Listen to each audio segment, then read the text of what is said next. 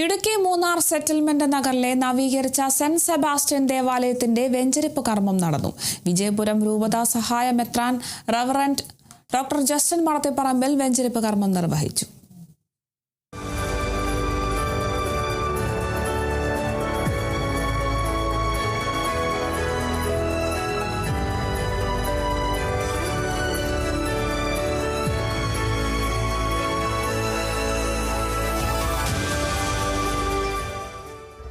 ആയിരത്തി 1964 രൂപം കൊണ്ട മൂന്നാർ സെറ്റിൽമെന്റ് നഗറിൽ താമസിച്ചു വന്നിരുന്ന വിശ്വാസികൾ ഇവിടെ ഒരു പന്തൽ നിർമ്മിച്ചായിരുന്നു ആത്മീയ ആവശ്യങ്ങൾ നിർവഹിച്ചിരുന്നത്.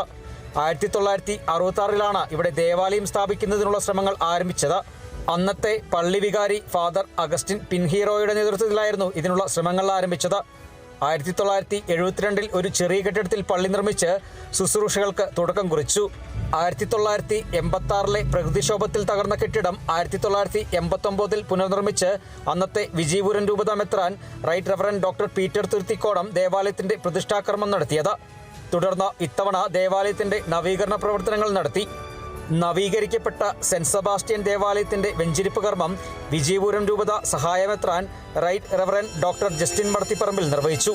എന്റെയും നിങ്ങളുടെയും ബലി സർവശക്തനും പിതാവുമായ ദൈവത്തിന് സ്വീകാര്യമാകുവാൻ വേണ്ടി പ്രാർത്ഥിക്കുവിൻ.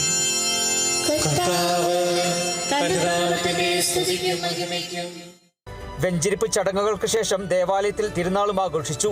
Munnar basilica rector father Michael വലിയഞ്ചിയിൽ പതാക ഉയർത്തി ദിവ്യബലിയർപ്പിച്ചു. ഇന്ന് തിരുനാൾ സമാപിക്കും. 3 മണിക്ക് നടക്കുന്ന തിരുനാൾ ദിവ്യബലിക്ക് ആലുവ മംഗലപ്പുഴ സെമിനാരി പ്രക്യൂറേറ്റർ ഫാദർ സെബാസ്റ്റ്യൻ മാത്യു വില്ലുകുളം നേതൃത്വം നൽകും. ദേവാലയത്തിലെ തിരുനാൾ ആഘോഷത്തിലും വെഞ്ചരിപ്പ് കർമ്മത്തിലും നിരവധി വിശ്വാസികൾ പങ്കെടുത്തു. Bineesh Antony, Kerala vision news, Idukki.